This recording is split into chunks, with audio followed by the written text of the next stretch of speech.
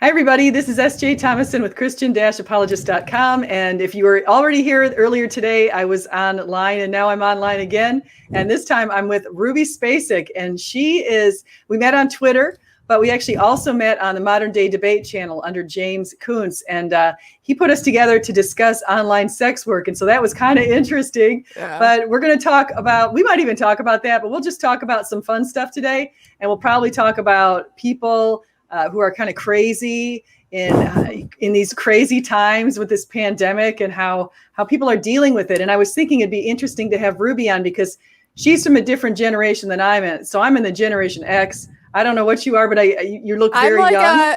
I'm a millennial. I just turned 30, so I'm like a millennial, but now I'm like becoming the older generation. I'm seeing like Generation Z. I'm used to being the younger generation, so now I'm like in this in between, and and I decided to make a YouTube channel, and but there's no age limit on doing YouTube, so it's fun. Yeah, no, there's not. And so, hi, John Lloyd. We would say he says hi, and so we're just bringing him over here. So good to see you. Yeah, no, and that's the thing. It was so funny because I keep talking about millennials in my classes, and then one day it struck me, and I thought, wait a second, there are actually people who are the Generation Z, like you said. They're and my kids are in that generation. They're 14 and 15. So they're Generation born Z. in the 2000s. Like, that's insane. Like, so that's actually what's neat about that is because one of the I teach a class on leadership to these MBA students, and we do it in these modules. And one of the and actually, before I get into that, I should probably have you introduce yourself. But I want to say something just before we do that. One of the modules talks about generational differences. So one of the things we could talk about today is to say, are these some of these perceptions of what some of the differences are? Are they actually true? Or are they just sort of, someone's making them up to try to hype up differences? Yeah. No, I'm totally down to talk to that. And so far as introductions, I'm Ruby. I started using my YouTube channel like about 6 months ago. And generally my focus is just on social issues. And I'm very open about like my journey with addiction and mental health. And I make a bunch of TMI videos, and then sometimes I do live streams like this. So it's been fun. It's definitely like during quarantine is like right when I started doing it. So it's been like my sole like source of entertainment. I know it's sad.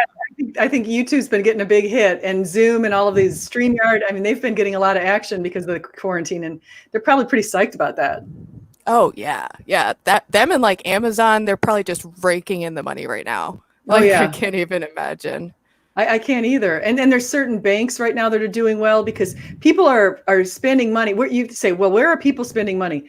They're spending money on bikes. If you go into any bike shop right now, you'll find that most of them are sold out. I've been reading about that and seeing it actually because I've gone in bike shops and seen that, which is crazy. And they're also exercise equipment is up 5 times sales what it would have been. And home remodeling, a lot of people are putting money in their houses because they can't go on these trips. And they've saved money. And so those are the up, and then the bank loans to pay for that. So those are coming up. And then you have the down stuff, which is obviously anything in hospitality, which is a real shame. Yeah. That's what, like me and I live with my younger brother, and we both were like in the restaurant industry, and that's, he's potentially going back to work soon. And he's been on unemployment, so he's been getting income and just playing video games and stuff. But now I'm worried about him because we live in like a college town where there's students from all over the world who go to this restaurant. And so I'm already like, oh my gosh, like, and I have health issues, my fun life. So I'm always so afraid of like getting coronavirus because my immune system sucks. But, been lucky thus far. I want to say first hi to Veckel. Hey, Veckel, it's always good to see you. He says, hey, sis, shalom. So great to see you, Veckel. And John Lloyd, great to see you too.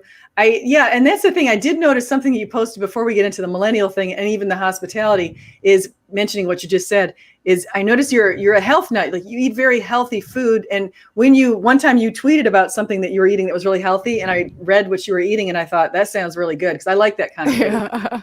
Yeah, well, I'm healthy. Like I've always eaten, even when I passed as an addict, but even when I was an addict, I'd eat really healthy. Because I went vegetarian when I was pretty young, so I had to learn how to cook for myself. And then I went vegan later on, and then I had some health issues, so I just had to like completely like alter my diet. So I do no gluten, no added sugar. If I eat like a cupcake, I will be so sick. It's so unfortunate, but it like forces me to stay, somewhat healthy. Yeah. Yeah. No, I Yeah. get that. That makes sense. I want to say hi to Nathan too. He's Digital Gnosis. He's here. He says, "Hey, SJ." So hi, Nathan. So we got some fun people here in the chat. And so, yeah, I can understand where you're coming from, because when I was I have psoriasis, and so it's a skin condition. And when I grew up, they never told me, I had it in my elbows and stuff. They never told me that it was associated with food. And it actually is. And so when I was in my early 20s, for the first time, I got this book that came in the mail from probably some anonymous friend, because no one ever told me where it came from.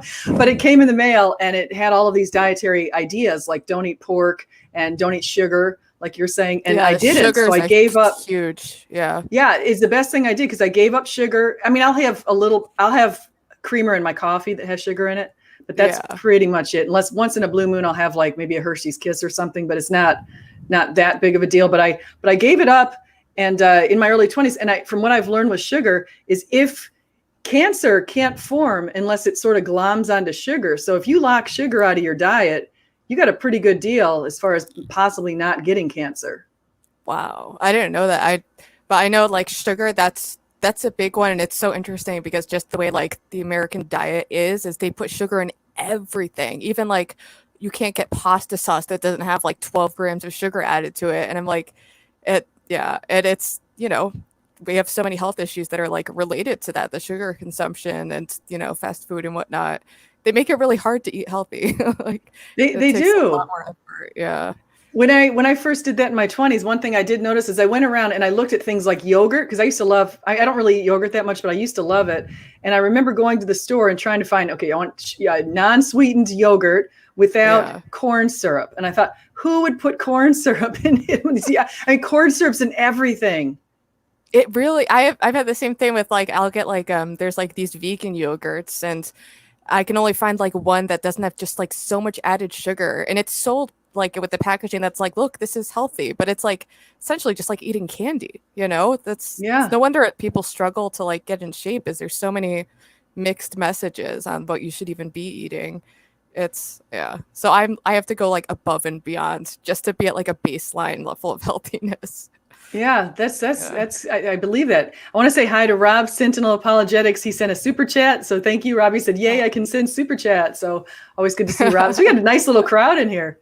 And so the diet thing that doesn't sound that fun, but then you said addiction. Do you want to say what you said? You were open about addiction. What were you addicted to? Was it something has to do with food, or? It was drugs. Oh, okay. And food at points. See, the thing about addiction is it can pass on from various things. So even with food, like, so my thing was I was addicted to opiates and pretty much every drug you can think of. I've been addicted to it at some point. And then I stopped doing that. But I remember when I was like first getting clean, then it moved to like food. I was like binging like and eating like all this food literally till I was like sick from it. And then I'd switch to another extreme and get addicted to like exercising or get addicted to YouTube. Like it's always just something. And now I'm addicted just to like YouTube, but it's like a healthier, more manageable addiction. So yeah, but I'm pretty open about it on my channel. I've made like several videos about it. Because I know like when I was early in getting clean, it helps me to like look up videos of other people going through it. So that's one of the things that inspired me to like make a YouTube channel and just kind of put it all out there and see what happens. I have in one of my classes, I have students do reflection papers, and they do blogs. Like I actually make students write a blog in two of my classes. Now that I think about it, business communication classes. And I say, you can write it on whatever you want. And what's neat is they write it on a lot of these different kind of topics. And one student said something that really struck a nerve with me. And I wrote a blog about it just yesterday. She said that she was addicted. She had these addictions, and that she felt like that she had some sort of anxieties going on. And she said, and I thought to myself, I have anxiety sometimes. I get home from work and there's something bugging me and I can't really pinpoint it. And it could be I'm annoyed by something or just something inside of me. And I feel like I'm in this rush. And it reminded me of what she said, how she deals with it is she would do these meditation apps. And she said that the Calm app is a really good one. And she said it just breathing and calming down. And so I thought, okay, I'm going to try that. Like if I get home and I do feel really anxious, I'm just going to take a deep breath and maybe do a little bit of yoga and try to stretch and do things like that. And I actually noticed it's made a huge difference for me in that just this calming sort of having peaceful music and just thinking, okay, if you mentally think to yourself, that's anxiety, I can stop that if I do X, Y, and Z. And it could be different, for different people, for different types of ways to do this meditation. It could be prayers and that. But for her, she said it helped her. She was a drinker, and she said then she just didn't really have the desire that much anymore after doing the anxiety stuff, after doing her meditations. And I thought, cool. And so, and the reason I'm saying this, because it reminded me, I had a friend called Jack. And Jack was, I called him Jimmy in my blog, but Jack was around in my 20s. And I never forget, he came up to me one time and he goes, we were all going out. Like we would go out. I was dating this guy and he was his friend. And so we would all go out on the town sometimes in my 20s. And I remember sitting out at this bar with him. And he said, when I get home from work, I either have to go to the bar or to the gym. He goes, because if I don't go to the bar or to the gym, I've got this massive amount of energy that is going to be not expended and I'm going to flip out. So, yeah, that totally makes, what you're saying like about yoga, I like, when I'm like on top of things, like yoga definitely has helped me, especially because I have like joint pain too. So just doing 10 minutes of yoga a day, I noticed like a huge difference, because even though I'm still like, relatively young, I've like, my body is like an old person. I move my head, the wrong way and it's like sprained for a week. It's so annoying. But yeah, it also massively helps with like anxiety. And I think a lot of anxiety that people experience is rooted to like us in our modern world is just not what we adapted to, and we're not fully adapted to it. So we have like the lack of exercise. So we do have that like energy built up, and then we do things like work online and stare into a screen. It's all not super conducive to mental health. No, like, it's especially not. now, with the coronavirus, it's like, what else can you do? I mean, thank God for the internet. Can you imagine being in quarantine with no internet or like TV? I know. How did they do that in 1918? I have no idea. That's the thing. The other thing though is the addiction thing is like, here's my cell phone. And here's what I noticed, and this is just kind of recently. So when I was in the early 2000s, we had cell phones. We've had cell phones since the 80s, and I've had cell phones since the 80s actually, because my family, we had a cell phone business at one point. And so my dad was one of the first to get this huge Motorola brick like a long time ago. The like ugly, giant, totally ridiculous phone. But here's the thing. So years ago, people weren't so addicted to this because we didn't have social media. And so up until about 2007, when Facebook and all these social media platforms came out, everybody would just walk around on campus. And when you sit down on campus, people would sit next to each other and they talk. But these days, and I think this is actually sad, people walk around campus with their phone in front of them and they're just looking at their phone the whole time. And then when they sit down, they're on their phone. And when they come to class, and they don't socialize. And I think they're getting the little dopamine hits because people are liking what they're saying online. And I think that's dangerous. And I don't know how that's going to play out for society because it's super new. Yeah, exactly. I think it's a huge issue. And I sound like a boomer when I talk about this stuff, but because I see the same, people act like, oh, we're overreacting about smartphones and stuff. But it's really a huge difference than how people used to move about their day. You used to have like moments of silence. You used to have more like small talk, like at the grocery store instead of just being on your phone. And, we've subtracted a huge chunk of like how we used to live and replaced it with, this glowing box is so addictive. Like I put off getting a smartphone because I knew I'd get addicted to it. So I had a flip phone, up until like, I don't know, maybe like 2010 or something. And then I got one. And then just like that, now I need to Google every little thing that pops into my head, or like refresh Twitter, and like hope for like a little notification. And it's definitely not. It is. It's not the best. No. Hey, I want to say Sentinel Apologist said the universal application for everyone in me is always this verse, but this one thing I do, forgetting what lies ahead and straining forward to what lies ahead. And so that, or I'm sorry, forgetting what lies behind and straining forward to what lies ahead. And I think that's true. I think that sometimes you have to forget your past to get past your past. You know what I'm saying? Yeah, exactly. That's the other thing about like the internet's constantly taking us. I think that's why it is like, good idea for more people to get into meditation, because all that really exists is this moment, that we're in. So when you're trapped, a lot of anxiety it's worry about the future and, like being upset about the past, like I've noticed that myself. When I'm anxious, I'm thinking like, of some stupid thing I did, and I'm like, oh fuck, like why did I do that? Sorry, I don't know if I'm allowed to swear here. Oh, that's okay. But I was telling people in my other video that I just made before this, YouTube has taken on my channel to demonetize like all my video. It's not, it doesn't even, it's the little, the little advertisements that when you won't see it on this video because they already demonetized it just because COVID's in the title. So I can't say, and I'll already say all the words because they already demonetized it anyway. So I can't say anything with coronavirus, COVID, atheism. If I say atheism, usually that gets demonetized. Abortion. I can't mention Black Lives Matter. All my videos have been, almost all of them lately have been demonetized. And I don't care. It's like, what do I earn? 10 cents on a video anyway. Yeah, exactly. But it's just, it's kind of like the point of it. I think, do we say anything? I mean, can we talk about what's going on in today's life, or are we just supposed to be talking about, cats on playing piano or something? Yeah, I'm actually having an issue getting monetized myself because I think YouTube has been cracking down lately with like anything remotely controversial, even like a little controversial, that I've been rejected just to get monetized at all, and I would just do it so you can get like super chats. That's the only thing, because otherwise it's like 10 cents like on each video. But yeah, they're definitely cracking out. And also, hi, Hellbound Heathen. Sorry, yeah. I'm bringing in all of the dark characters. Oh no, Hellbound Heathen's he's been on my channel before. He's been here a while. Oh, so really? I didn't even realize that. Yeah, he's actually, he leans, here's what I see on Hellbound. I'm going to talk about you, Hellbound Heathen, since you're in the chat and you can hear. He leans to the right a little bit because I think he's a little upset about the things that have been going on in places like Portland and some of these riots kind of going a little too far.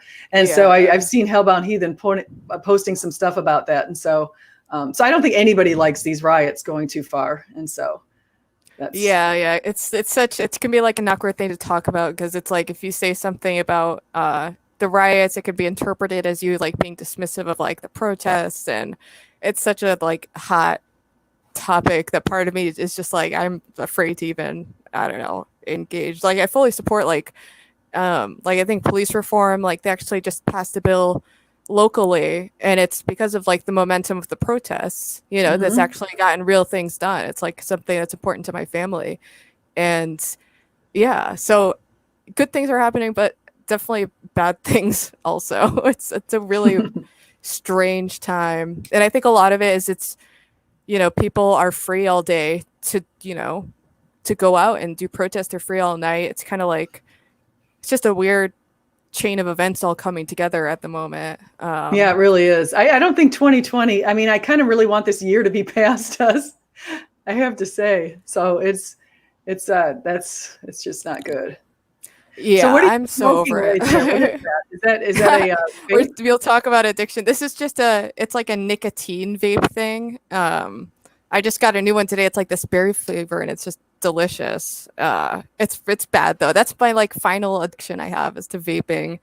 And yeah, so that's a tough one. I mean, I can tell you, I'll tell you, I can get addicted to stuff too. I'm too addicted to Twitter. I mean, I've been trying to break myself of that now for at least a year, which is pathetic. I cut back. Sometimes I'll just not go on Twitter for 12 hours, and I'm super proud of myself when I do that, which is so pathetic that I can't. Hey, that's 12 hours. That's good. I mean, for me, I actually deleted the app thinking that would like stop me from checking it over and over. But then I just go in Google and like go to like twitter.com. So it really, it hasn't been that effective. But I'm learning how to manage Twitter, because I realized one thing is I can get baited into like an online argument pretty easily.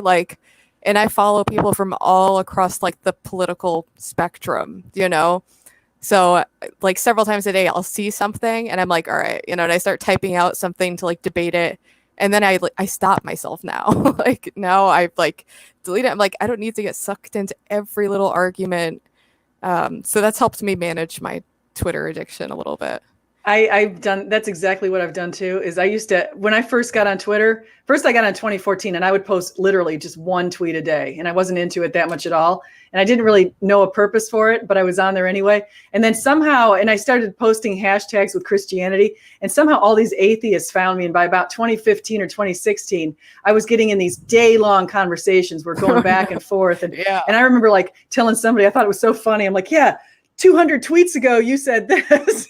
What's wrong with me? I'm totally stuck in this stupid, it's just ridiculous. And I thought it was so funny at the time that I was getting more and more addicted.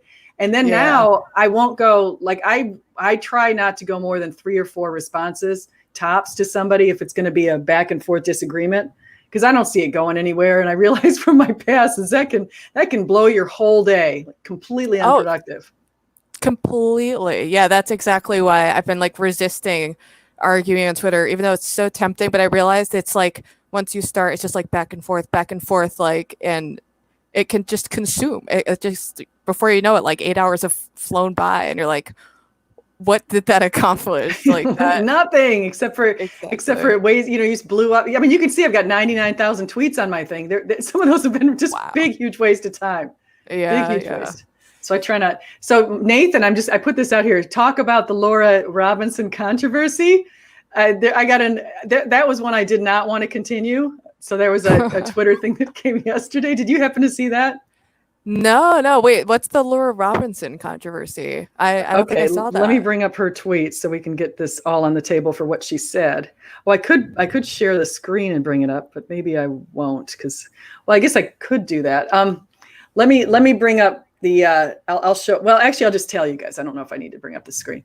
Let me see where Nathan went so I can move this particular chat. So Nathan says, here's what happened. Laura Robinson is a Christian, and she's got a show with another Christian guy called Ian, and they have something about the New Testament, and they do this show, but she's not really, she's at Duke and she's a PhD candidate, I guess, and she's studying New Testament studies, and she has completely different opinions on Christianity than I have. She takes a really liberal view, and I tend to take a very conservative view, which I tended to be more of a liberal person socially. I tend to lean to the left on some topics. And so it's kind of weird. I used to be a liberal Christian, kind of like her for all my 30s. I was like that. And so I understand that viewpoint. I doubted Jesus resurrected and that sort of thing. And so anyway, so she has this view. So somehow, for whatever reason, she rubs me wrong and I rub her wrong. So I try to avoid her, and I have gotten in a couple of spats on Twitter, and I think, why am I even talking to this woman? I can tell she doesn't like me. She rubs me wrong. I'm trying to like her. She's probably trying to like me. And so it's like one of those things. And so then all of a sudden yesterday, I see this tweet that had kind of gone viral, and I couldn't figure out why it went viral. And it said something like, and it was from her, and it said something like, Falwell, Jerry Falwell, he just had that falling out with his wife who cheated on him with the pool man. Did you hear about that? I know the name. I definitely know the name, but I'm struggling to pinpoint who they are exactly. Yeah, Falwell is it Jerry Falwell? I'm pretty sure. Yeah, Jerry. He's a CEO or what you call university president at Liberty University, which is a Christian university. I think I've heard of him. Yeah. Yeah, you probably heard, because I don't know that much about him at all, except for that he's the Christian leader, and apparently he's the son of another Jerry Falwell, and his dad is the one who started Liberty University. And gotcha. So she put out this tweet that said something like, if he didn't gain weight and slack off and he was more masculine, then she wouldn't have cheated on him, or something like that. And I thought to myself, what? And so I quote tweeted her. Blaming the victim, Yeah, that's what I saw. And I thought, that's strange. And so I quote tweeted her, and I said something like, so much for till death do us part. And then I forgot about it. I actually did that while I was at Walmart. I was standing in the line at Walmart checking my tweets, and I typed that in, and then I put my phone away and forgot about it. And then like 7 hours later, I go back to Twitter, and I see that she'd been responding to me. And she writes something like, did I not see that this was humor? And I thought, wow, that's funny, making fun of this guy gaining a lot of weight. I'm not getting it. I said something to that effect. I don't get the humor. And then she explained that, she said, I said something like, wow, not funny, or something like that. And then she wrote back, let me say this very slowly, as if I'm slow upstairs and don't understand what she's saying, that she was doing some sort of a parody of some Christian evangelicals who apparently would say something similar about women who gain too much weight, and that's why their husband left them. And so I didn't know that's what she was doing. I've never honestly heard Christian evangelicals say that stuff. I've never read whatever she's read that she said it was everywhere. And then one of the reasons why her tweets must have been popular is because obviously some people have read that. That's just not my thing. Either way, I feel like it's just not really funny to me that anyone would say something to either the woman or the man about gaining weight and needing to be more masculine or whatever it is. And so I still didn't get the joke. So I thought I'm just gonna, after she said she was gonna say it to the slow person, I thought, well, I'm just gonna blow this off and not, I'll ignore her now. I'm just not gonna say anything more. And then I start getting a bunch of her followers are tweeting at me, and her husband said something like, I need to delete the tweet that I wrote about "Till Death Do Us Part" because I must have been talking about him and Laura. And I'm like, what? I had really? No, it didn't have to do with you and Laura. I was making just a quip, and so nothing to do. I have no idea about their marriage. I mean, really? And apparently he's a pastor. So then Nathan, who's in the chat right here, said something like, then he started making fun of the fact that I didn't pick up on the joke. And so Nathan said something like, nice move, pastor. Oh my God. Like Christian, you pastor, making fun of making fun of me for not being slow to pick up on that humor that they found was funny. And I just still to this day don't find it funny. So that was the controversy of yesterday. And yeah, Nathan's saying it was very weird.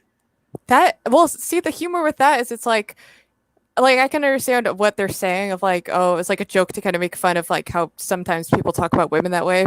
But it's like, these are real people you're talking about. Like to say, even as a joke, to say that like real people, I don't know. I know what it's like to see people like just say mean things online for no reason. Even if it's a joke, it can still definitely affect you. So I don't approve of the joke either. So I'm on your side. Yeah. Well, the other thing was I was looking at, I don't know Jerry Falwell that well. And I obviously it's kind of a really bad situation. His wife apparently has been cheating since like 2010 with the pool guy. And then he was trying to extract or extort money from them. And so he came out and said that Jerry was watching them while they were having sex and doing things like that. And so there's a whole big thing. But you know what? I'm kind of like, okay, I'm going to ignore this because I don't really see dragging people through the mud or shoving their nose into the dirt once they clearly are probably going through hell. And so that's the other thing. I don't care what your view of Jerry is. I don't know the guy. Maybe he's a hypocrite. Maybe his wife definitely must be somewhat of a hypocrite, but I don't see some reason to really, I guess I'm doing it now, which is pretty bad, but I'm just saying that typically I try not to talk about people who are already in the dumps. Like let's shove them down there lower. Yeah. People I see this happen online all the time. It's like they just have such a different standard than they would for like themselves, where it's like everyone else, like if it's on the internet, people just act like sociopaths sometimes, and someone can be down. It's like, okay, they made a mistake or did something wrong. But when you have millions of people are like all shitting on this person, it's like, I don't know. It's something that bothers me. Yeah. And then Nathan's just saying, I didn't have a problem with the joke. It was just how weird, how horrible they were it was actually kind of weird. I was kind of surprised by it, to be honest. Well, yeah, that's super rude to be like, oh, you're slow. Like, let me spell it out. Like, that's super rude. I don't know. That's why I stopped responding. And I was going to mute the conversation, and I thought about muting her just so I wouldn't see her stuff. And then I thought, well, I've blocked about 700 people on Twitter. I don't need to add more to my block list. I need to actually start unblocking people. So wow. So John Lloyd is asking, are we for forced vaccinations? What about religious exemptions? So COVID vaccinations, what do you think about that? It's like a really interesting thing because like there's the part of me that, believes in like, bodily autonomy and like freedom and liberty to choose those things. But then there's also the part of me that doesn't want to die and wants, like there are certain things that people are forced to do as a public health measure to make sure that everyone's healthy. And normally a religious exemption, I think when it's like a small enough number, it can like be okay. But when too many people do it, it negatively impacts the health of the community. And you're seeing that in some more like richer communities where it's like there's more like anti-vaccine sentiment. You see like measles outbreaks and stuff that, people just take for granted that we eliminated these diseases when, it used to be very common for like children to die, so I guess I would probably lean towards making people vaccinate. I'm pretty sure. What about you?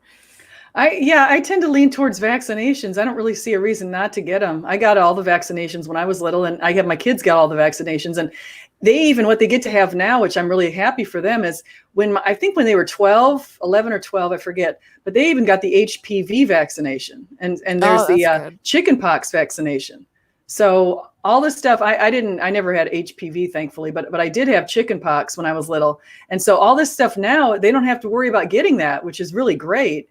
And so the same thing with COVID. If I can get them vaccinated and I can get vaccinated, and I'm all for that.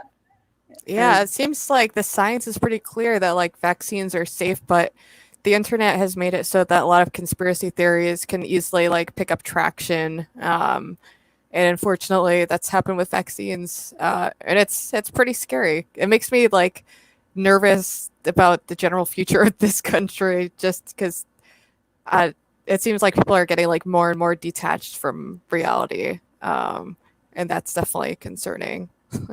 Yeah, I know. And that's one of the things, and this is completely going into an amazing weird tangent, but I mean, I've seen people think that I saw this tweet from somebody who said he was going to be an atheist and his family is a very I think evangelical Christians, and he decided that, or no, his family was Jehovah's Witness. That's what it was. And he decided that he wanted to go back to be a Jehovah's Witness because he felt like right now we must be in the end times because it couldn't get this bad. And then I thought, well, it was this bad about 100 years ago, except they didn't even have the internet. Exactly. Part of me has thought like these could be the end times too, just the amount of things that are all happening. It definitely has that vibe. I mean, who knows when the end times is? Like, well, I just worry about like civilizational collapse. That's what I see as being like a highly possible thing, which is pretty scary, you know? I think it's scary. I actually have to say, we have to get past the year 2033. That's what I'm going to say. That's all I'm going to say. Actually, that's not all I'm going to say. I'll tell you why. If you look in the Talmud and you read 97a, 97b, 98a, and 98b, and you can find this online on Sefaria.com. The Talmud, it's the Jewish and the Babylonian Talmuds are posted online, but this is in the Babylonian Talmud. They were talking about how the world was split into three quadrants. There's the first 2,000 years from Adam to Abraham, the second 2,000 years from Abraham through the prophets until the time the Messiah is supposed to come. This all maps out to exactly when Jesus arrived. And then the third set of 2,000 years when the Messiah's time is, and that would have started when he resurrected in the year 33. So, I mean, that's according to my belief, that he would have died in 33. But if that's all true, then that puts us to 2033. And so I just say we've got to get past 2033. I'm a little bit freaky there with the saying that, but I just would say, if we get past 2033, then we can write off this Talmud belief. Yeah. It's funny because the year I think of is 2040. That's when I like, there's this computer that was like around in the 70s. It's called the World One computer, and it made all these predictions that came true based on like civilizations like rising and collapsing and environmental effects from industrialization. And it predicted that in 2020, a bunch of huge monumental events would happen. And then by 2040, our civilization would be unrecognizable to what it was. I forget what that means, but I think it was like our living standard would be lower than it was like in the 1900s or something. Oh, wow. But it's freaky because it says the year 2020 is when all this stuff starts happening. That's really, it feels like a lot of things are happening. Like, well, it does. Yeah. I mean, a lot of things are happening. It's crazy. Well, even like double tropical storms right now.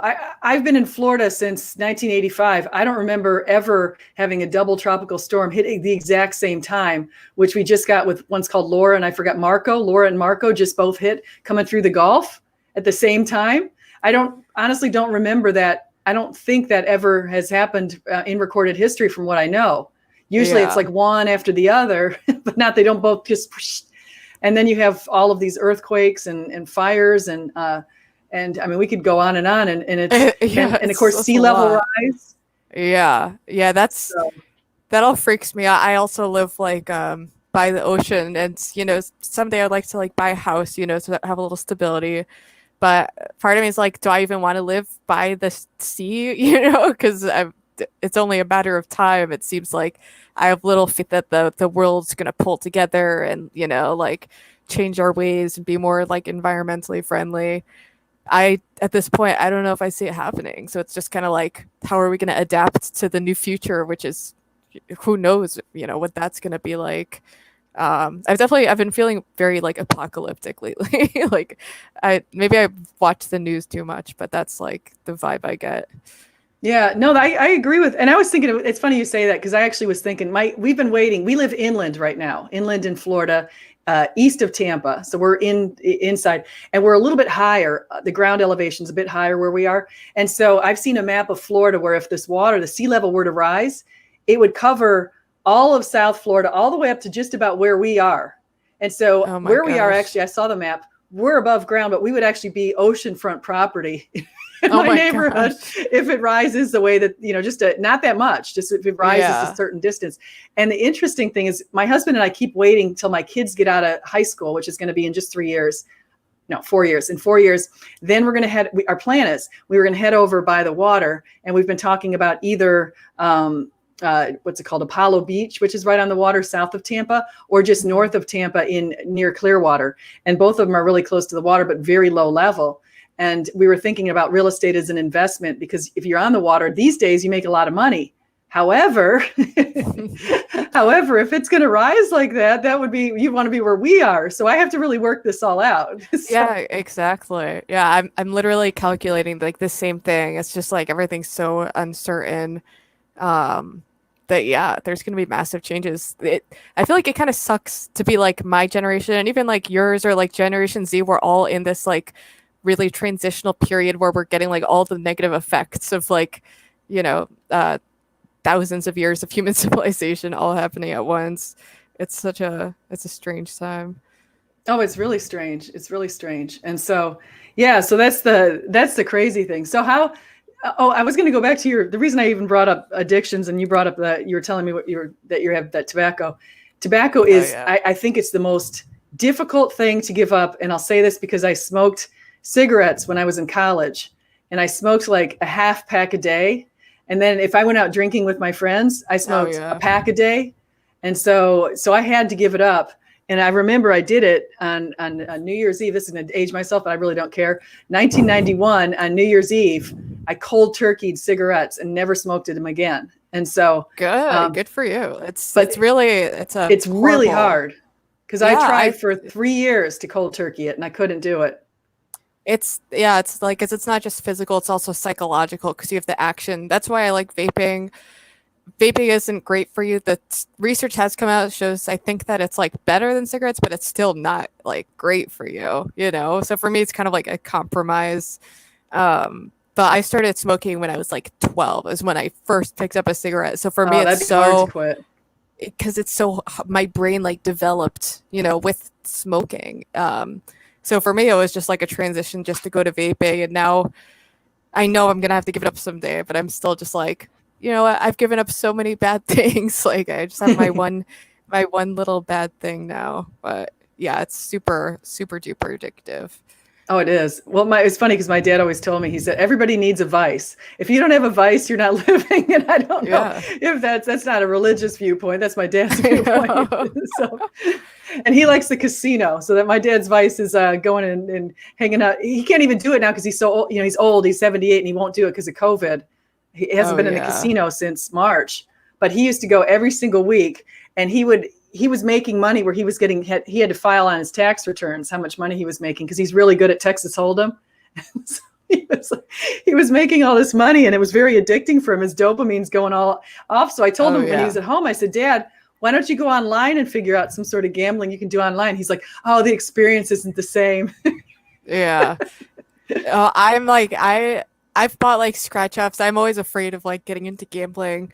I had some friends who like texted me like the other night. They were like, we're going to the casino, which was super random. Like they never go to the casino, and I didn't even know it was open right now.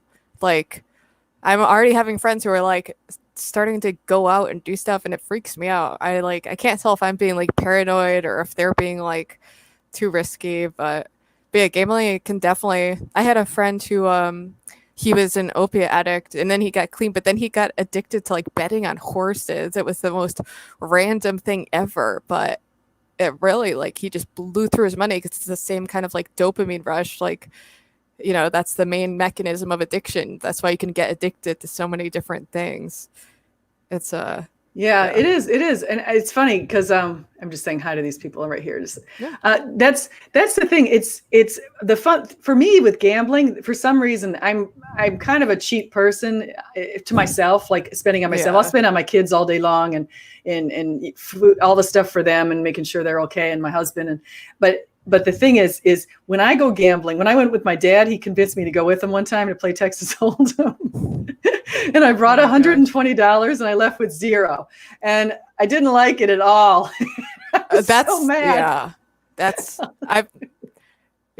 another reason why I'm afraid is I'm not good at cards or anything. So I'd probably just end up losing money. Even with scratch offs, every time I would lose. I think once I like won a free ticket. So I got a free ticket and then, that was nothing. So it's just it's not good. At least not for me. It's not the worst vice, in the grand scheme of things. But well, it doesn't really. I don't like it enough for that to be a vice. So I'm okay with that. My husband doesn't really like. No, actually, I lie. My husband does like gambling, but he just doesn't gamble, luckily. But he definitely likes it because we went to New Orleans once when I was pregnant for a conference, and I remember this was when we were dating. No, we were married. I'm sorry, we were married. I was pregnant. We go to New Orleans, and while I was at this conference, he goes down to the casino, and then I was trying to find him after I got done. And of course, I'm like 5 months pregnant, and I remember waddling around there into the casino, and I see him at the blackjack table. Oh gosh! He had taken a cash advance on a Visa, and he's sitting there and he's losing money like crazy. And I find him, and I'm standing behind him, and I'm like squeezing his shoulders. Yeah, I'm just being like, stop.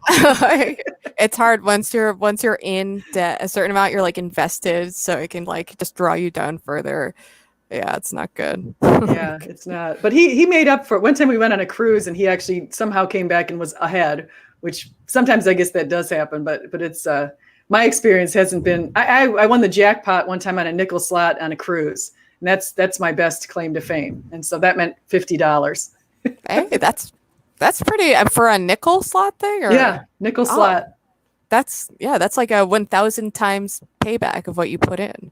Yeah. Oh, that was pretty. Doing the math right. Yeah. Yeah. That's so sweet. it was pretty good. So it was better than zero. So no, that's so I'm going to ask in the audience if you guys have questions for me or for Ruby, please let us know because we'd like to see that. Oh wait, I did see some question here. Wait, let me just see where that went. Oh. Here we have Steve Smith said, quick objective morality versus subjective morality debate. Have you been in that kind of debate, Ruby? I actually only like accidentally, because I'll be in another debate and then it boils down to that debate, the objective versus subjective morality. My take as a non-religious person tends to be towards subjective. But recently I've been trying to understand the more like where like secular objectivists are coming from, because I haven't really given that a fair shake. So I haven't settled in on like a moral philosophy, I'll say that. But I definitely lean towards subjective, because for me, I don't see like I understand if you're someone who's religious, it's like, okay, then there's like the objective, being that can, provide that. Yeah. So it's like I struggle to understand how like say like an atheist or agnostic person could believe in like objective morality. Some do. I mean, you have like Steve McRae, he's agnostic, and you have Sam Harris, and what they do, and also Adam Friended, I don't know if you know him, but what they do is they'll ground it in the goal. So they'll say, if we have a shared goal, now there's a big if we have a shared goal of maximizing well-being, then the source of our objective morality must be the shared goal of maximizing well-being. But to me, that's sort of circular, saying that the source is also the goal, which is kind of like saying if I'm looking at a regression equation and I've got independent variables predicting a dependent variable, they're saying essentially the independent variable is equal to the dependent variable. And that to me is sort of just playing a word game. but they like it. They all think it's pretty good. Yeah, I've heard a lot of people criticize Sam Harris's idea, but I kind of like when I when I go into debates, I feel like even if I think morality is like subjective, I feel like most people can agree on like a certain, like moral axiom. Like when you go into like a conversation, you both don't necessarily need an objective to be like, all right, we both want, well-being, and less suffering, but then it's like you have different ideas of how to like acquire those goals. So, but yeah, so you think there can be a secular objective morality, or I actually don't think so. I don't think that yeah, I don't think it's possible, because I think that you need a grounding, and it can't just be that you have a shared goal, because number one, we don't have that shared goal necessarily. And number two, it's rather subjective to say, okay, what is that shared goal? Like when Sam Harris says well-being, he actually doesn't define well-being, but he admits in his book that it could be defined differently by other people. And so the well-being of a psychopath, what he considers a good time or pleasure, is a lot different than the well-being of just a normal person. Yeah, exactly. The way I view like morality in general is it's like I guess I am like a moral relativist to a degree. But it's something that different societies just collectively decide like this is how we will like best function. But I haven't come up with a good answer so far as like, well, what if a different society is like, well, we think it's okay to like murder children, So it's hard. Yeah, like Hitler. Yeah, exactly.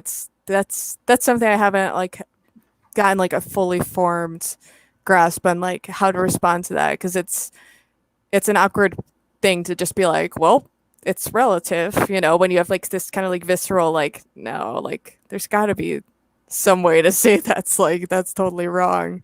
But yeah, it's one of those like super complicated things. It's definitely, I've been trying to study. It's definitely complicated. I want to say, is there anything in the Bible that forbids gaming? Steve Smith says. And I would say that, yeah, this idea of you can't love God and money at the same time. And gaming essentially is, actually, no, if it's gambling, then that's money.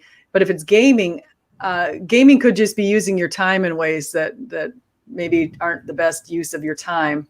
And that idea of investment from the parable of the minas, where you're supposed to invest your time wisely. So Yeah. Something like that. Somebody else asked like a good gambling question. I was raised Christian, so I'm trying to remember. My parents actually were worship leaders at a church. Oh, wow. Yeah, and I turned out like this. They were, my mom used to play keyboard and do like the singing, and we would go to like this, I forgot it might have been like a multi-denominational kind of church, but it was one of those like really intense churches, where people are like speaking in tongues and doing. Oh, Pentecostal? Maybe. I'm not, because I know we went to Methodist at first, and then we like moved, we specifically moved to like Toronto for a few months to be near this church. I don't remember the name of it. It's some like kind of famous church, but yeah, it's, I don't know. That's side note. I see Stephen Rivard says, when will I have my own opening theme? I also want a closing theme, Stephen, and I have no idea how to do that. That's the problem. I was trying to figure out, because I don't know. I don't want to take somebody else's. I don't know how James at modern day is able to get away with the song he has on his, because that's somebody else's song. So, I mean, I'd like to have a song. I have a lot of great songs I'd like to open this with, but there's somebody else's song. So unless I can sing my own song, which no one wants to hear that, I don't know how to do it without violating somebody's copyright. I think what I do for like videos and stuff, to have at least like for background music, I just look up like the genre I'm interested in, and then like no copyright. And then sometimes you can find people like upload videos of that. And then to get the audio, I just screen record it. And then I like put that in like iMovie and then take it off of that. I don't know what kind of like editing programs you use, but yeah, no, that's, I need to work on that. That's my little, something I need to work on, which I haven't obviously. It was a big deal for me when I got StreamYard and I realized how easy this is. I mean, this is incredibly easy. People can use it on their phone too. So even if someone or you as the host can't, but if you can send a link and someone can just use it on their phone, it's super easy. Oh, it's way easier than, because Zoom, I had to Zoom, you know how you set up Zoom. It takes a lot more time. This, all I have to do is push a button. Everything's set up online, and there's not the two-step process that you have with YouTube and Zoom. Yeah, no, it's super easy. I love StreamYard. That's like when I do streaming on my channel, I always just use StreamYard. And I have the free version too, because I'm not doing like 20 plus hours of streaming a month, so I could still get it for free. Yeah, that's what I'm going to do. I think I might pay the money just so I can have a cool, I want to see this right. I got the cheap background right here. See the little leaves in the background? Oh. But that was the freebie. Yeah. I want to have something really cool back there, and I want to have my own funny theme. Like I kind of like lighthouses, just I always have, and so I was thinking something with lighthouses or something cool. But I got a question for you from Steve Smith. Sure. He says, "Why do you have conversations with the far right? There's a 0.00001% chance that their mind will change, and you will lend some credibility for being their left companion." I don't even. Who do you talk to that's a far right? I've talked to a couple smaller channels. Then the like more famous person I talked to that you might be referring to is Jesse Lee Peterson. But I strongly do, as someone who has changed a lot over the years. I used to actually be like when I was younger, I was like pretty like racist, and I was like conservative for a while. I went through like a phase like that. So in my own experience, I've seen how I've changed after. Because I feel like sometimes things are just so divided that people have kind of given up on a section of people that I've seen success of people being converted. And it's not about, converting the person. It's about someone in the audience. Just if you can plant a seed of doubt in their mind or be like, oh, like that person made a good point. But I have a smaller platform, so I haven't been concerned about the idea of like platforming someone whose ideas I might not necessarily want to validate. So I understand that like concern. But I don't see I have like 2,000 subscribers. I don't see myself as like, oh, I could validate someone, but it's something I'm kind of feeling my way through the political sphere. I'm pretty new to this. So yeah, I get that. I had an email today from, I'll just say who it is. So Matt Powell, have you heard of him? He's the one who said that he's a Christian, and I guess he's some sort, I don't know if he's a pastor or he's part of this church that's kind of an extreme church. I forget the person who's running this church, but he said he got online in a debate a while ago, and he said something like, we should kill all the homosexuals in some sort of a humane manner. And I thought, what? And then Richard Dawkins caught that, and then everybody caught it, and it sort of went viral, his opinions. Oh my gosh. And so apparently he follows my YouTube channel. And I didn't really know he did. I mean, I have seen him before a long time ago. So all of a sudden, I just get an email today. I got 2 emails from him today.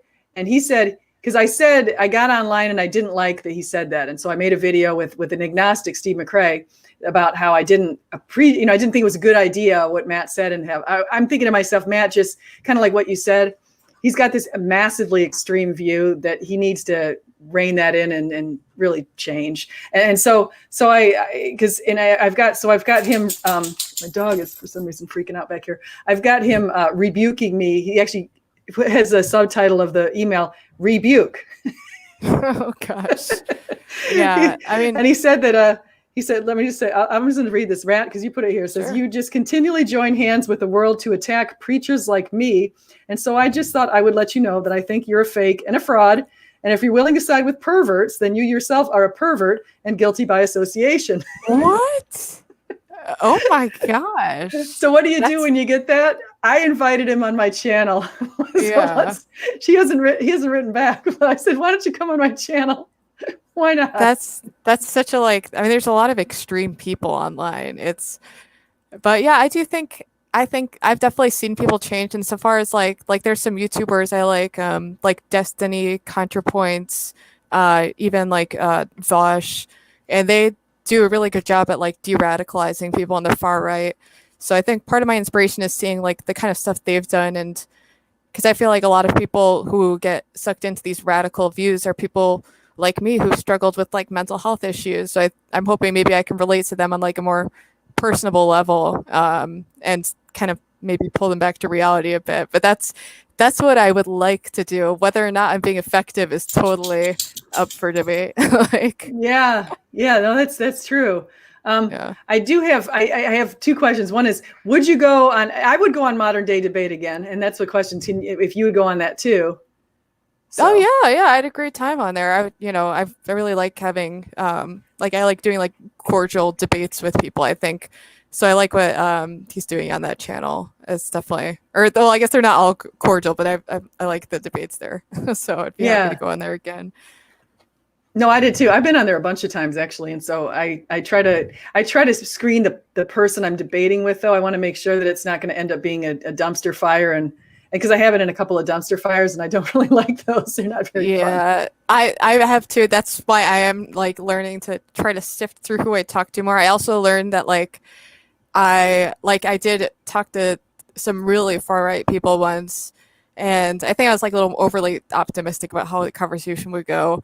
And all that really happened is all of a sudden I had all of these trolls following me around, and one of them even doxed me, and I was like, why can't you just act normal? Like, I'm literally just a random person. Like, yes, I disagree with you, but does that mean you have to try to destroy me? Like, so I try to, be a little more cautious with some internet personalities just because they have such a toxic audience. It's yeah. Yeah, some do, and that's the thing on a modern day debate. Actually, I have to say that the chat can get kind of toxic. I mean, there are some people who are just pretty crazy, and they get crazy in the comments. If you ever go after you've been on a debate and then maybe you wait a few days and go to the comments, they're really ugly. I mean, I actually think that James might want to, in the future, as he gets bigger, might want to start watching that stuff and kind of getting rid of some of it. So doesn't really make the stuff pleasant for anybody who gets on there. Oh yeah, I've seen like horrible like on that debate I didn't see as many mean comments because I think the audience was on my side, so I had like that advantage, but I saw people being really terrible to you, and it's just kind of like it's okay to like disagree on stuff and like talk about it. It doesn't mean that this person is like dumb or a bad person. Like, I thought that was a bit overkill, but I've seen people do the same thing to me because normally, especially when I talk about like sex work and stuff like that, I'm talking to people who are against me, and their audience is like very much against me. So all the comments are like, fuck you, like kill yourself, like this stupid whore, like blah blah blah. Oh, that's just horrible. Like, so extreme. And like luckily, I'm fortunately like a little more mature, so I can see the comments for what it is. But if I was, a little more younger or more insecure, seeing that could definitely do harm to someone's psyche, And yeah, it's just bizarre to me how people behave online. Yeah. No, I agree. I think the problem is so many people are behind anonymous memes and anonymous, I should say avatars, not memes. So anonymous avatars where it's, it's a picture of an ape or something. And so you're talking to Ape Man. Yeah. And it's probably some 13-year-old sitting down in his mom's basement. In some of these cases, I honestly think it is. And some of them are older for sure. And there's definitely some mature people and some people I think who are older who act a little crazy. But there's definitely, sometimes I feel, and I've even been told sometimes on Twitter when I'm talking to somebody, oh, by the way, I'm 15. Like this guy called Brass Tyget. He tells me he's 15. I'm like, oh my gosh, he's my son's age. Yeah. Oh my God. Yeah. You never know who you're talking to. It's like, the way I think about it is people should just act how they would in real life. Like, can you imagine like doing a debate in a live audience and everyone's like, fuck you, stupid idiot. Like, oh, like. Yeah, you would never do that. Yeah, people don't act like that in real life. So it's actually, to me, it's like pretty cowardly if you're like behind a screen and then you're like, it's like if you'll say it in person, then, whatever. But it's just the hiding behind a screen and doing it, I think it's just not a good look at all. It's like, no, it's not. I'm just saying no to Steve. I don't like Cardi B. That's not the kind of music I don't know why the Democrats brought her on. I think that was a little lunacy, but.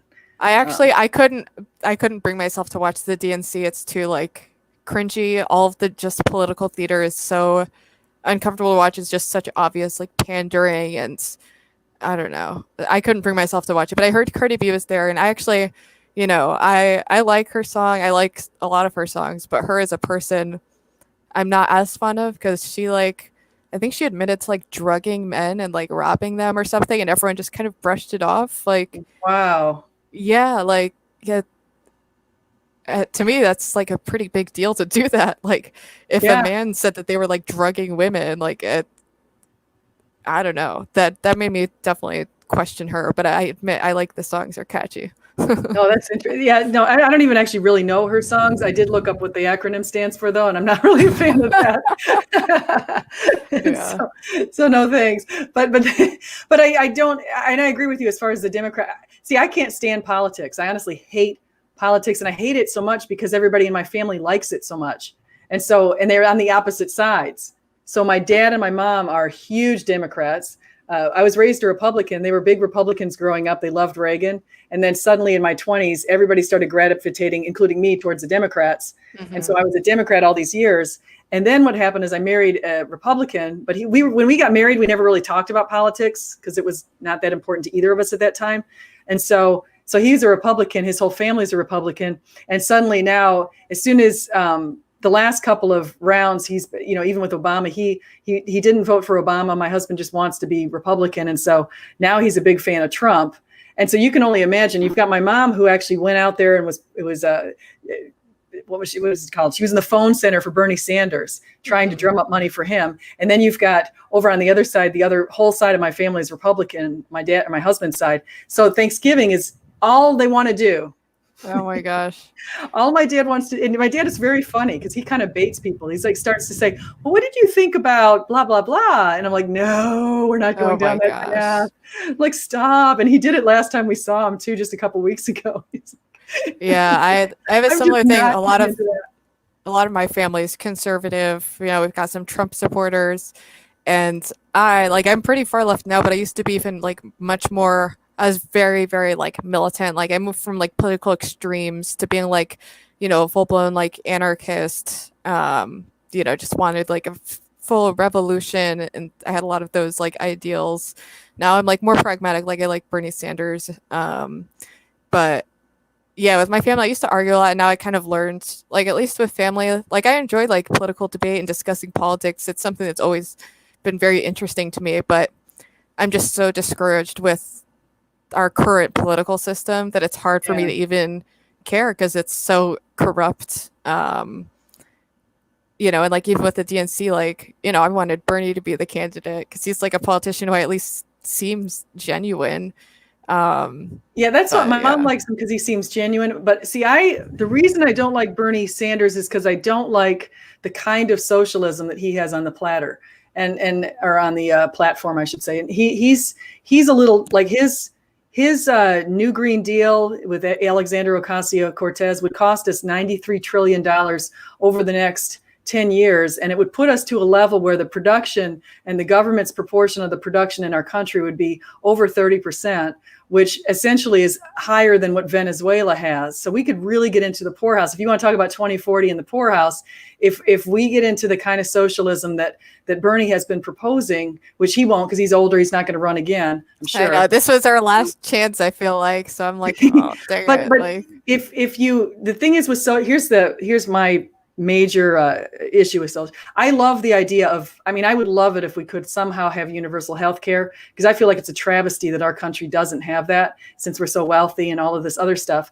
However, on the other side is I feel like socialism takes away a lot of the desire to innovate, even in the healthcare industry. So if we do have government-run healthcare, there's the potential that the pharmaceutical companies will no longer be motivated to innovate as much as they do because their drug prices are kept down to a minimum, which in some ways is good. But then again, if they're not coming out with new drugs because they're afraid for the R&D and they're not getting the kind of payback that they're getting now, the big worry is they don't innovate. And so it's really hard. It's such a difficult debate, but I tend to lean towards capitalism because I love the idea of entrepreneurs and innovators and people going out there and having the ability to make money and create something. And so I'm even okay with Jeff Bezos, even though he's obscenely wealthy, but he also created a lot of jobs. Yeah, I'll probably disagree with you on a lot of that stuff. The way I look at it is that you look at, countries like Norway or New Zealand or Australia.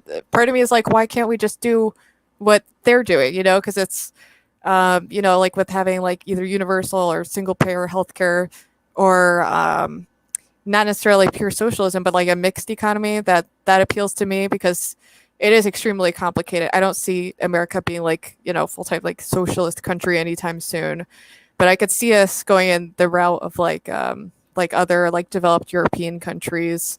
The only obstacle with that is that we're such a huge country that also complicates things. So that's another thing where I'm not an economist, so I have no idea how things would play out on such a massive scale. I just kind of have my ideal based on what has worked in other countries. But it's true, it is a lot more complicated. It's well, here's some factors just to throw in there, just to consider in the conversation. So Norway, and now I'm part Norwegian, so I love those roots. I love telling people I'm part Norwegian because I'm kind of like, that's kind of cool because who in the world's part Norwegian? And so, Yeah. so I'm like, oh sweet. But Norwegian, the Norway has okay about 5 million people. But the reason why Norway is doing so well, there's a bunch of reasons. One of them is because they have oil off the coast, and they a long time ago figured out a way to be very healthy monetarily, meaning that they didn't take up the debt like the United States did. They're not 22 or 23, whatever we are, trillion in debt. What Norway has is they have so much oil and they had so much money is they figured out how to invest it properly. And so now they have this gigantic sovereign fund, and people actually are so wealthy in Norway that it's a really good deal there. But also they, of course, because there's so much wealth and so much money, inflation's really high. So for just a non-Norwegian to go there and visit would be very expensive to try to live because if there's that much income, the prices all go up. But Norway's got that. And so when you compare that to 330 million trying to implement a healthcare plan that would work for us, and we're also very diverse. Norway's not. Norway's just a bunch of Norwegians. Very few people look like anybody else than a Norwegian. And so it's just a really, now Australia is another issue. Australia has, who's the entrepreneurs in Australia? If you ask, they have a lot of people they call it living off the dole, where they are taking advantage of this kind of a welfare system state. But they also have a lot of entrepreneurs, and those are coming from the Chinese. So the Chinese have gone and the Singaporeans have gone down to Australia, and they're the ones making big businesses happen down there. And so they're really exploiting that economy. And so we'll have to see how that plays out, because Trump's been trying to stop the Chinese in our country. But they're definitely all over the rest of the world making a big name. They're all over Africa. They're all over the islands. I mean, if you go to the Bahamas, you're going to see a major Chinese impact all over the Bahamas. It's really interesting. Yeah, I mean, things with the economy, this is why it's funny, because it's like the older I get, the more I realize how much I don't know about things. Like I used to feel so certain on like so many topics. And the older I get, the more I'm just like, I wish I had more clear-cut answers, but it's the United States is such a unique country and just like experiment in general. It's so hard to say how things would play out with like unintended consequences. The thing I feel most certain is that we could at least move in the direction of like, more sensible regulation and doing something about, like the big monopolies and corporate tax loopholes and, things like that. Even without going full-blown socialism, I feel like, we could probably do some of that in America and it, work out for our benefit. Because right now, I guess, what is it? It's like the crony capitalism has gotten out of control. It's very, and also like with like college, it's discouraging. Like I had to pay out of pocket to go to like community college, which luckily isn't that much, but it's enough where, I couldn't go back the last semester because I owed money and couldn't pay it. So things like that are frustrating because it's like, we are the richest country that's ever existed in the history of mankind. It does make you think like, why is it so hard for us to, accomplish these basic things? But it's complicated. I agree. And that's one of the other things that I see as a person I call myself a capitalist. It doesn't mean I don't like some socialist ideas. Like I love K through 12 public schools. I would actually also like it if we had daycare that was free, because I remember paying $1,500 a month for my two sons for daycare when I first got my job at University of Tampa. And so that is a lot of money to come up with. And it's almost to the point where you almost say, well, should I even work, or should one of the parents just stay home? And so that was that was part-time daycare. That wasn't even full-time 5 days. So wow, I had no idea that cost that much. Oh my gosh, it's crazy. Insane. But in other schools, like where my brother is in Germany, his little son got free daycare. Everything was completely paid for by the German government. And so that was a pretty good deal for him. But I can see your points. So if anybody who's a capitalist says that they're a full capitalist, they're really not, because they like the fact that we have the infrastructure and the firefighters and the cops and the K through 12 schools that are totally taken care of by our government.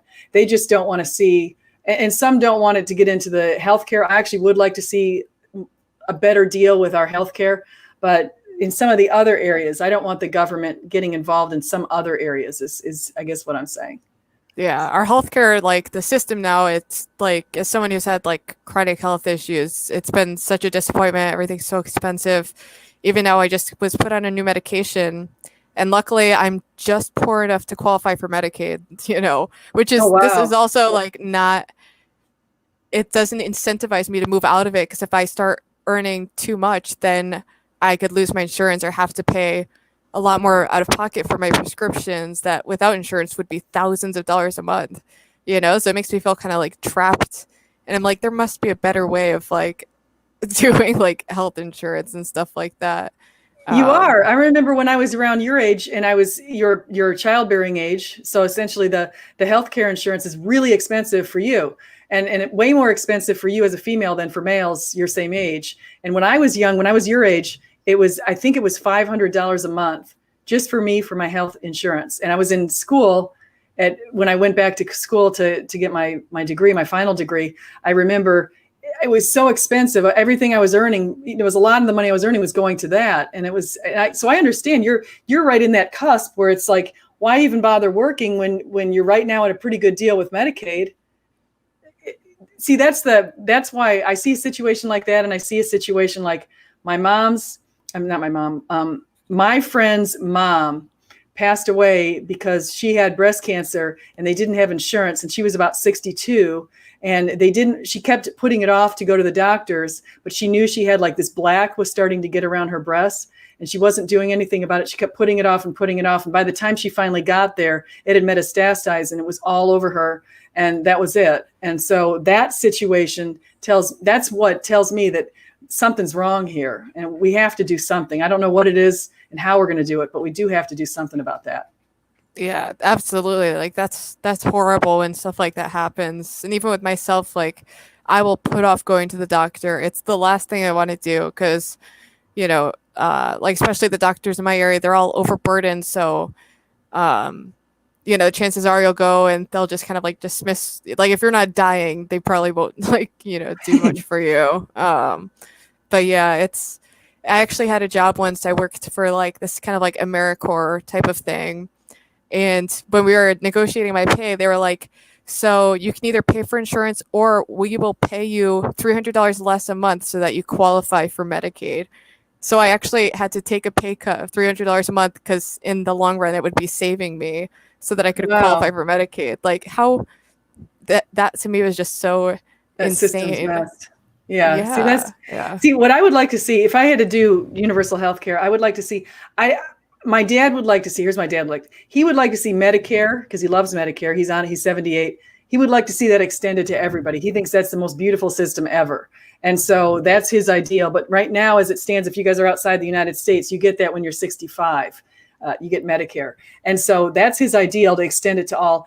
And then the Medicaid you get if you're, I think, less than 22,000 a year or something like that. So, but that's I think, I don't know what the number is for that, but he would like, what I would like to see is, okay, let people who have private insurance keep their private insurance if they like it.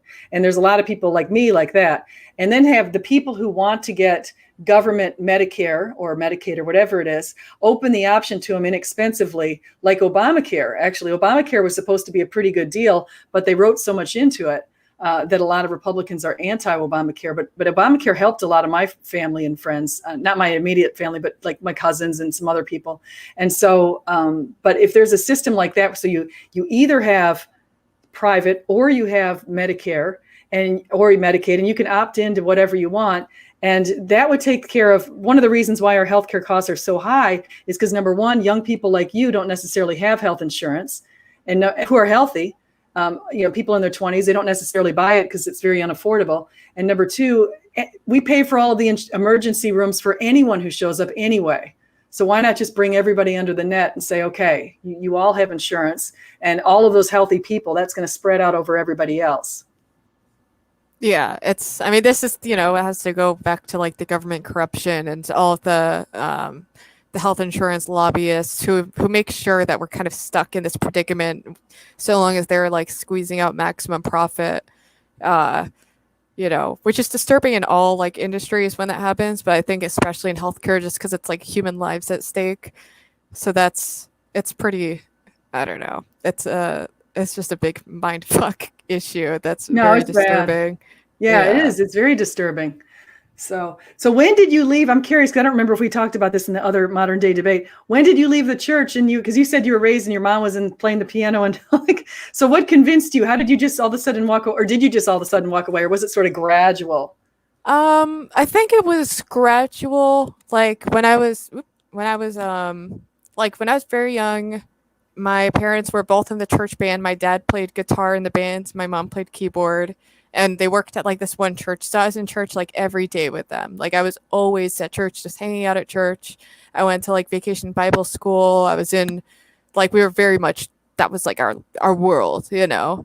And then my dad, he ended up having like a opiate addiction. So my family kind of, you know, changed how we were living. But my mom continued working like in another church. And for me, ever since I was young, I've always been interested in like, you know, like philosophy and social issues and like these kind of like bigger questions. And it got to a point where I just couldn't make myself believe, even if I wanted to. And so it's something I remember I would like pray, I'd be like, God, like if you're real, like just tell me, like, why does it have to be this like mysterious thing, you know, that, you know, so I have these things where I struggle with like, why, you know, if, like, why would God design things so that it's so, you know, like mysterious and not obvious? Like, why would it have to be this big struggle to like find God? And what about people born in other countries to other religions? Like, are they all just doomed to die? And, you know, and like, why would God make a world, you know, where there's so much suffering? So all those questions, I'm sure you're like familiar with all those kind of angles to it, but those were the things that I think initially compelled me. So it's at a point where,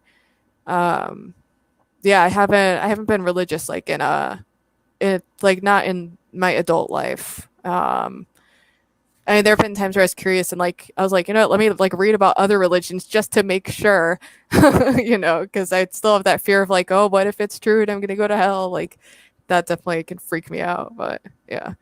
Yeah, that's and I want to get back to that in just a second. I want to answer Steve, or if you want to answer, do you know who Jordan Peterson is? Yes, yeah, I know Jordan Peterson. So my thoughts on him are when he's talking about issues involving psychology and like advice, I think he's been helpful to young men who are lost and needed just some kind of basic advice, and he was articulate in expressing that. So far as his political views, I think he went to the point of hysteria when it came to gender pronouns. He completely misrepresented Bill C-16 and what that even meant. He made it sound like it was going to be like forced, like at, you know, at gunpoint, like you must say Z, zer, zem, like, and it so was not, you know, about that. It was about basic, just like workplace discrimination and respecting people's basic rights.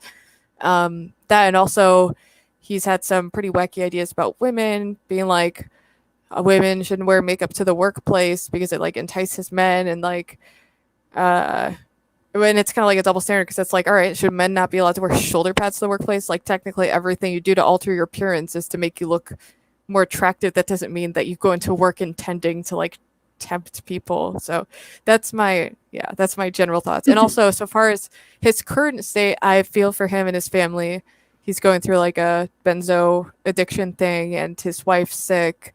So yeah, I don't like how a lot of people on the left are just kind of making fun of that because those are very serious issues. So yeah, I don't like that either. I like him actually. I like he's actually, his influence has actually dragged me a little bit to the right.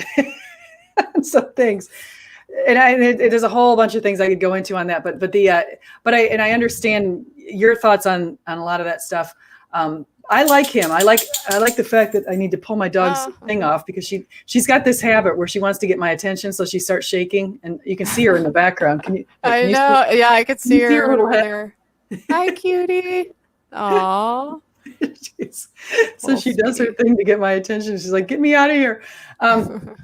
What was I just going to say? So I mean, I like him on some things, but going back to your upbringing, you know what? You remind me in a way of when I was brought up. I was brought up in a Catholic church, and my family wasn't terribly religious. My parents, I should say, but my grandparents. not my mom's side, but my dad's side, my dad's mom was very Catholic, very religious. She went to church all the time. And so she always influenced my dad to be like that. And it wasn't until she passed away that suddenly I noticed that my dad just completely cold turkey stopped going to church. And not only that, stopped liking going to church. And he's anti-church. He's completely against the church and gets really offended when we try to get him to come with us to church, even at Christmas time. He doesn't want to go because he's completely against it.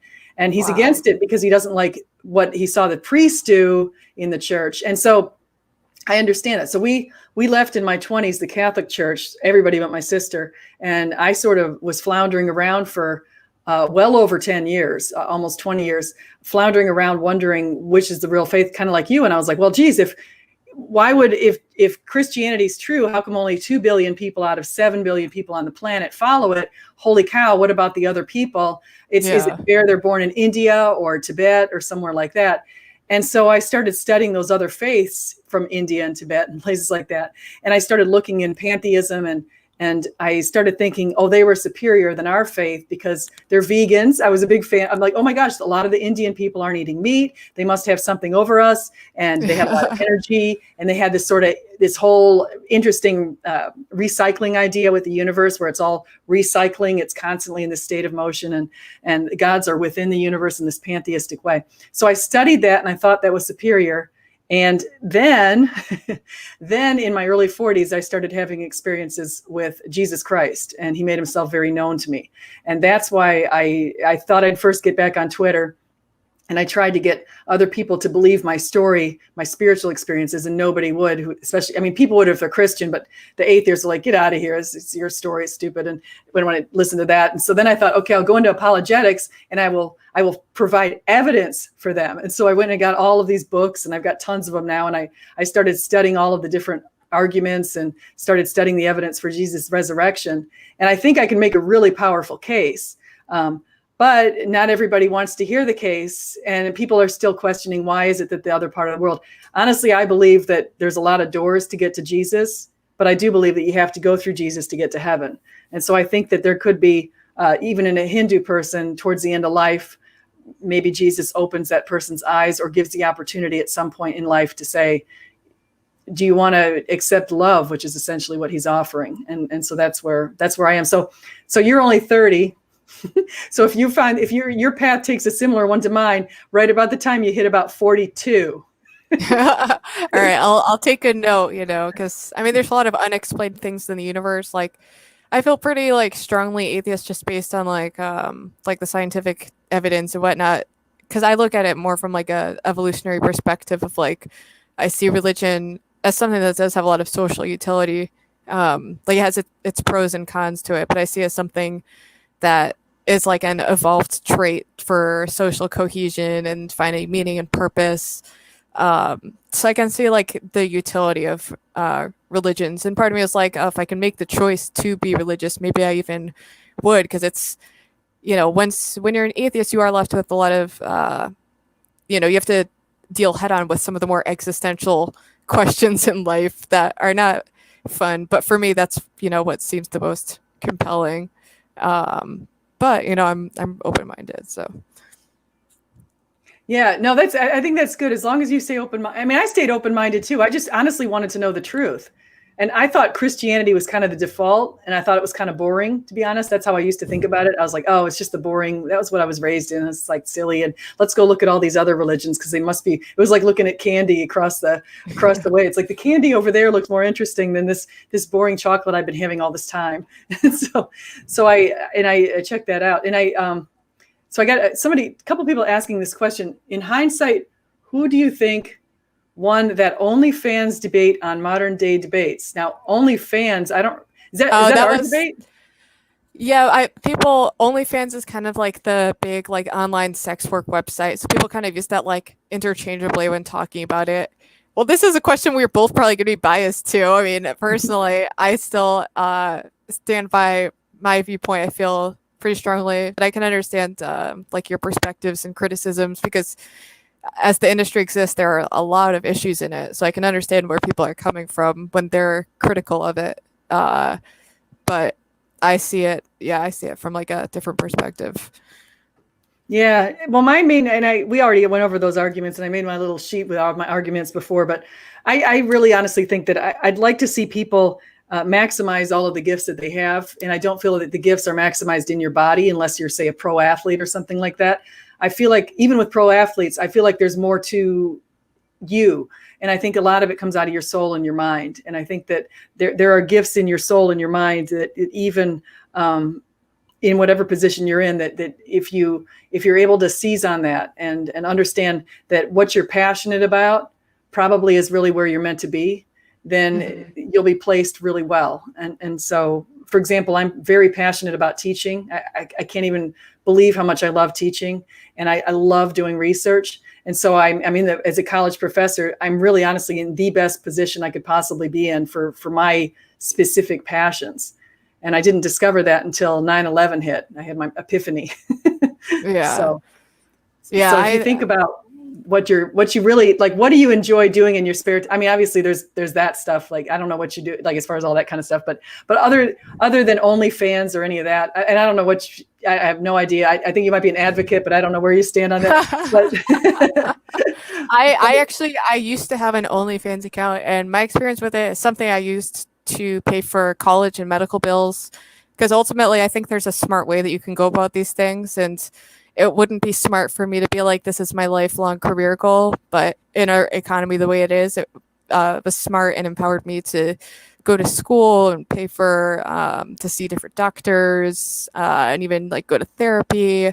So it helped my life a lot. And it's very different than like the traditional porn industry, because it's like you have complete control over the type of content you do. And it was something I'm comfortable with. That doesn't bother me. And yeah, so I see no harm in it as long as you're being smart in how you go about it and being aware of the risks, because there is the risk of, like, you know, the permanence of the internet. And, you know, there's definitely probably videos of me out there doing things I probably didn't exactly think through all the way. So it's, you know, but that's just a risk of the internet in general. So I view it like on a moral level, I view it as morally neutral.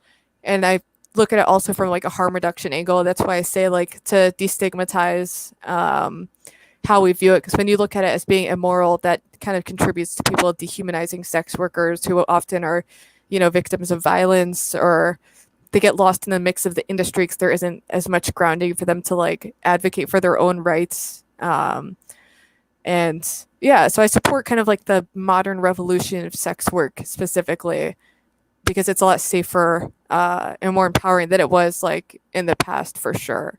So I feel like we should kind of like move in that direction, but also make sure people are like aware of the risks and whatnot going into it. see, I listened to you, and you remind me of a couple of people I knew that I grew up with in a lot of ways. I think your personality is very similar to one of my best friends growing up named Angie.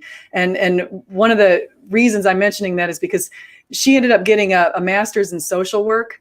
And I have other friends who've gotten masters in social work. And a lot of the things that you say and kind of how you, like, the way you present yourself is consistent with the way they are in this master's in social work. And one of them, Angie, ended up going in to help autistic children. And so she was working in a school helping autistic children. I have other friends that have gone into women's battery shelters and helped women who were battered by men. And I have other ones who are just in different areas where they're helping people in the school system. And I kind of see you as being that kind of like a giving person who would probably want to go and could be helping women in different positions or helping empower people in different ways. And it could be that kind of field of social work, but it could even be like in my field, I like to empower women in the classroom by making sure that they know that, hey, you have opportunities. You can be that CEO if you really want to. And so there's different ways to empower women that could also be in line with your interests.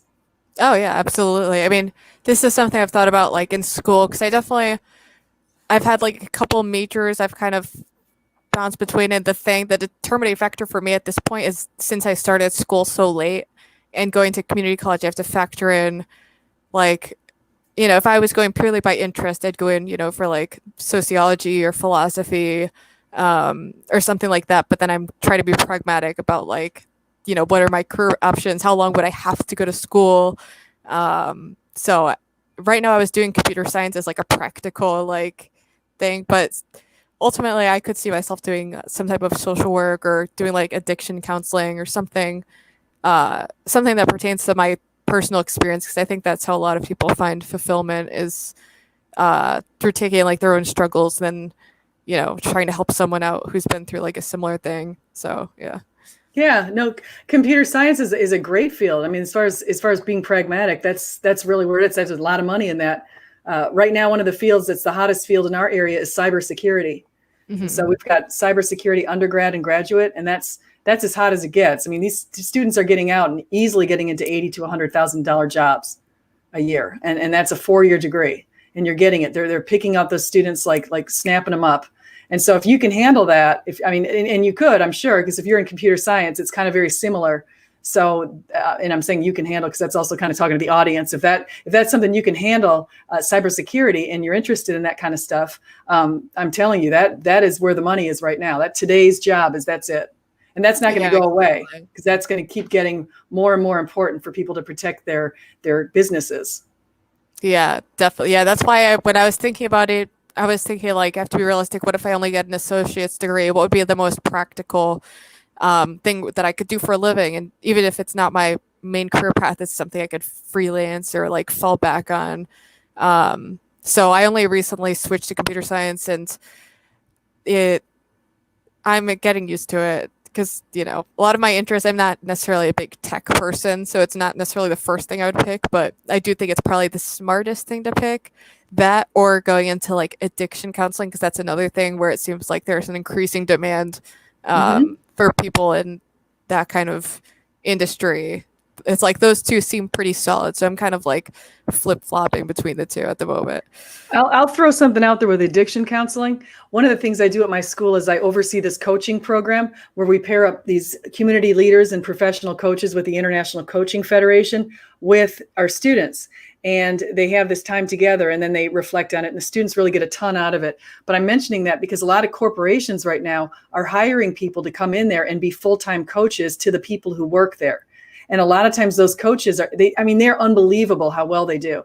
And we train them in our school, but there's a lot of books out there on being a coach, and you could join the coaching federation without the education. I mean, you don't need necessarily a 4-year degree to be a coach. You can go in there pretty much and just start working on that, get your foot in the door by working in a university like ours, get a name for yourself, a reputation for also working with students, and then work your way into these other situations where you have that on your resume and you get the hours with the ICF. The next thing you know, you could be coaching and getting a corporate job that pays really well. I mean, they're making a lot of money, and a lot of them do it freelance too, where they're making a lot of money, and they enjoy it. They love it. And they go out there and they change lives. And that's another field that you might be interested in too. Yeah, so absolutely. Try to talk about, this is what I do that's my job. I talk to students all the time about, okay, well, you could do this, you could do that. Let's I know, but that's something it's something that's relevant to my life, is something I'm still figuring out. Like I said, like I took the semester off, but I definitely want to keep moving towards it, just, because I did start school late in life, and I know, I'm not someone who wants to do OnlyFans forever. So I know that's not like a long-term option. And the other career I'm in is in like food service, and that's also not a long-term option.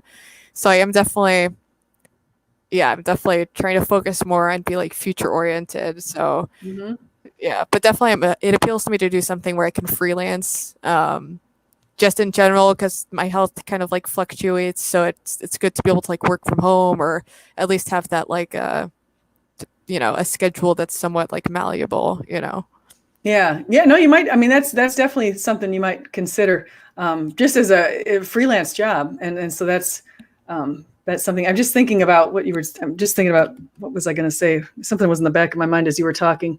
No, I mean, there's just so much. Oh, I know what I was going to say. You keep talking about late in life. I went to college like at the regular time for the 4-year college, but I went back when I was about 30 for an MBA. And then I went back when I was 32 for my PhD.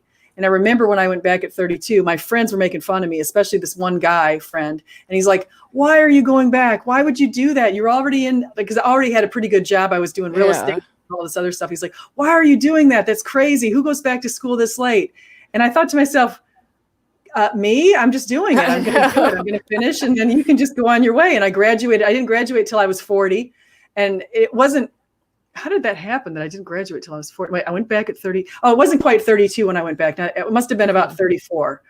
I think it was 32 when I started getting the idea. And then I went back, I think it was 34, 35, something. I forget exactly, but I graduated at 40. And he was making fun. And then what happened was, now I'm looking back on that. I've got the job of my dreams. I've been happier than I could possibly be in the past. It's been a long time. I hate to tell how old. Okay, I'm 53. So it's been 13 years of just complete dream job. and I just love it. And so I mentioned that because even if you start later, I was just thinking about it yesterday. I'm like, I don't know if I want to retire at 65. Maybe I don't want to retire till I'm 70. I really love what I'm doing. And that's so awesome. So you might 3 years from now, you'll be happy as a clam for the next bunch of years. Yeah, exactly. I mean, in my mind, I I'll say it's later because I guess, it's later than say if I was 18, but ultimately I'm a pretty big proponent that it's never too late. Like my mom went and finished her degree in her 50s. So for me, I still actually feel like I'm still pretty good. Like I pretty much fucked up my life for a long time. And now I'm still young enough that I can pretty much start over. And I feel pretty lucky for that. So yeah, why not? 30? I mean, I remember when I went back, there were a lot of people in their 40s and 50s. And I know a lot of people in the MBA program who are in their 40s and 50s, especially the EMBA program. And so you can go, why not? Why not? And especially at community college, it's not so bad because there's all different walks of life that go to community college. It's not like a state school, Yeah, no, that's good. And do you know what this is? Have you ever thought about getting into the Parliament of World Religions? I actually hate to say I don't know what that is. I have no idea what that is. Yeah, I don't know. See, how about heathen? I understand he's a pagan, so. He's on the dark side. So I don't know. Maybe that's I don't know. But anyway, I was wondering. So we're kind of getting towards the end here, and we're kind of well. That was very nice of Lawless to say. I look 43 at the most. You really don't. I mean, I would have guessed 40s if I had to guess. But yeah, also in general, I noticed 50s, that doesn't seem old to me. Like when I was younger, that seemed old, but now I look at my mom and she's still very active, and I don't know. My perception of age definitely has gotten different, as I've gotten older. I think it's honestly, I think it's if you act, well, number one, I think if you don't eat sugar, if you keep not eating sugar, I think you age better. I have to honestly say that. I don't think I've aged that badly because I've had good, healthy eating habits, but I also ride my bike every day pretty much if I can. Yeah. And so I think if you keep yourself active and you act like don't act your age, don't act like if you can, I mean, if you're physically okay, where you can act as if you're 30 and you think in your mind you're 30, then you'll still be 30 in your mind. And at least you don't come across as like an old bag who's falling apart or something like that. So. Yeah, it's true.